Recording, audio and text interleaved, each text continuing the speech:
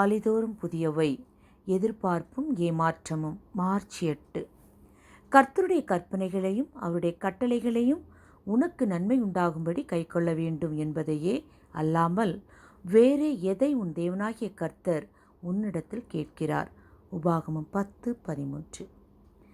இன்றைய பெற்றோர்கள், பிள்ளைகள், கணவன், மனைவி யாராக இருந்தாலும் ஒருவர் மற்றவரிடமிருந்து எதையாகலும் எதிர்பார்க்கிறார்கள். எதிர்பார்த்தது கிடைக்காத பொழுது மிகப்பெரிய ஏமாற்றத்திற்குள்ளாகிறார்கள்.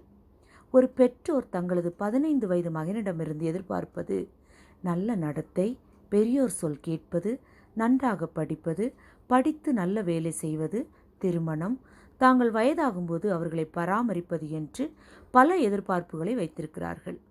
இன்றைய நாட்களிலே எதிர்பார்ப்பது கிடைக்கிறதா? கேள்விக்குறியாகத்தான் இருக்கிறது. வேதத்திலிருந்து சில உதாரணங்களை பார்ப்போம். லூக்கா 17 மற்றும் 18 வசனங்களில் நமக்கு நன்கு தெரிந்த சம்பவம் உள்ளது. இயேசு கிறிஸ்து 10 குஷ்டரோகிகளை சுகமாக்கினார். ஆனால் ஒருவன் மாத்திரம் வந்து தேவனை மகிமைப்படுத்தினான். ஆனால் இயேசுவோ எல்லோரையும் எதிர்பார்த்தார். ஆதலால் தான் மற்ற 9 பேர் எங்கே என்றார். மத்தேயு 26:40 1 மணி நேரமாவது என்னோடு விழித்திருக்க கூடாதா என்றார். நம் தேவன் மரணத்துக்கு ஏதுவான துக்கம் கொண்டு இந்த பாத்திரம் என்னை விட்டு நீங்க கூடுமானால் நீங்கும்படி செய்யும். ஆகிலும் என் சித்தமல்ல, உம்முடைய சித்தத்தின்படியே ஆகக்கடவது என்று ஜெபித்துவிட்டு வந்தபோது அவருடைய சீஷர்கள் நித்திரை மயக்கமாயிருந்தார்கள். அவர்களும் விழித்திருந்து தன்னோடு கூட ஜெபம் செய்வார்கள் என்று எதிர்பார்த்தார். ஆனால் பெருத்த ஏமாற்றம்.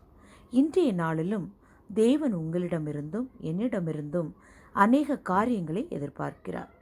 மனுஷனே, நன்மை இன்னதென்று அவர் உனக்கு அறிவித்திருக்கிறார். நியாயம் செய்து இரக்கத்தை சிநேகித்து உன் தேவனுக்கு முன்பாக மனத்தாழ்மையாய் நடப்பதே அல்லாமல் வேற எண்ணத்தை கர்த்தர் உன்னிடத்தில் கேட்கிறார். மீக 6:8.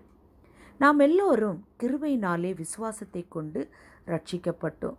இந்த ரட்சிப்பு நம்மால் உண்டானதல்ல, இது தேவனுடைய ஈவு. ஆதலால் ஞானமுள்ளவர்களாய் எச்சரிக்கையாய் இருந்து தீமையை விட்டு விலகி தேவன் எதிர்பார்க்கிற கீழ்ப்படிதலோடு தேவனுடைய கற்பனைகளை கைக்கொண்டு தேவனிடத்திலும் சக மனிதர்களிடத்திலும் அன்பு கூர்ந்து தேவனுடைய எதிர்பார்ப்புகளை நிறைவேற்றுவோம். அப்படி நாம் செய்யும்போது இயேசுவின் அன்பு பரிபூரணமாய் நம்மேல் பொழியும்படி ஆவியானவர் நடத்துவார். ஜெபம்.